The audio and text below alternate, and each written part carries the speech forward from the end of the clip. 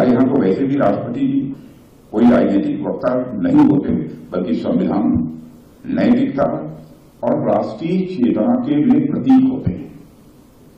उनकी वाणी में व्यक्तिगत दृष्टिकोण नहीं, बल्कि राष्ट्र की आत्मा बोलती है।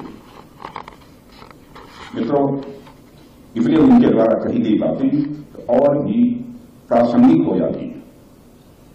हमारे यहां तो वैसे भी महाजनों एन गतः सतंथा कहा गया है, यानी जिस मार्ग पर महापुरुष चलते हैं वही पथ सभी के लिए अनुकरणीय हो जाता है।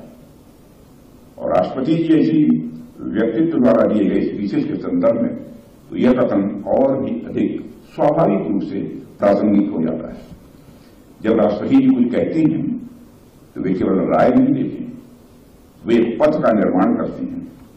उनकी वाणी से मूल्य, विचार और दिशा निकलती है। इसलिए मैं समझता हूं यह पुस्तक अपने आप में एक लैंडमार्क स्टेप है, जिससे आने वाली पीढ़ियां सीख सकती हैं, समझ सकती हैं और प्रेरणा भी प्राप्त कर सकती हैं। मित्रों, हमारा देश वाचिक परंपरा का देश रहा है। विद्यार्जन के लिए श्रुति पर निर्भरता लंबे समय तक रही है। सुनकर लोग अपना ज्ञानवर्धन करते थे, लेकिन महत्व की चीजों को बोर और चमकते वृक्ष की छालों और पत्तों पर लिखकर उसे संग्रहित किया जाता रहा। इसी तरह ज्ञान की श्रेष्ठ परंपरा आज तक हमारे पास प्रवाहित होती है।